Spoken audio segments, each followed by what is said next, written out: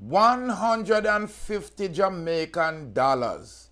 A man has been stabbed to death in Portland, Jamaica, over 150 Jamaican dollars. People TV when it's gun time for the action card.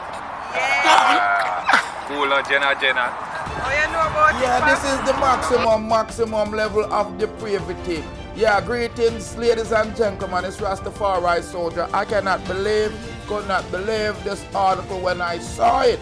It appears that Jamaicans have sunk to the lowest of lows because a man from Portland is now dead. A man was stabbed to death over 150 Jamaican dollars in Portland because the family now is in turmoil. The whole city and community is distraught after a card game turned deadly, resulting in the death of 34-year-old farmer Julian Minott.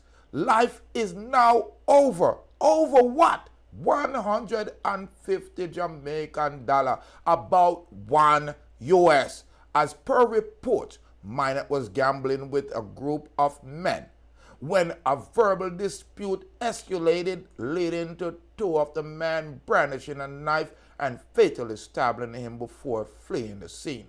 Minott's mother, Beverly Sullivan, recounts the event, stating that the argument erupted when Minott decided to stop gambling after losing his money.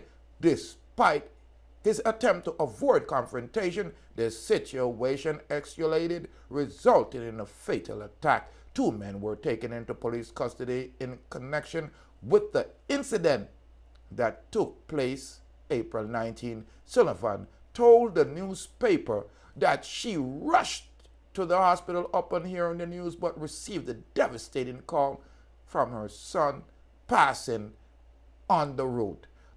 I heard that it was about $150, and he took up his money and said he was finished. And then the boy them said them want them money back.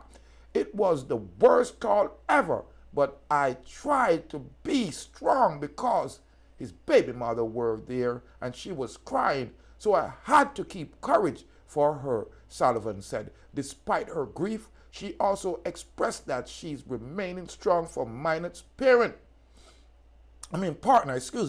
who was also present at the hospital, describing her as late son as a hardworking, and jubilant person. Sullivan highlighted Minott's dedication to farming and his willingness to help others. She acknowledged that he's outspoken in nature, but emphasized that he harbors no ill will towards anyone. Ladies and gentlemen, you know them kind of youth there. Them kind of youth there where you don't call them youth, they're real youth. Ladies and gentlemen, we got to do something now. We have to figure out what we can do to decrease the amount of violence that we are shedding, that we are teaching, that we have learned. Jamaica has gone to the dog. It appears that it's all blood drinking. They're salivating on the demise of their brothers and their sister.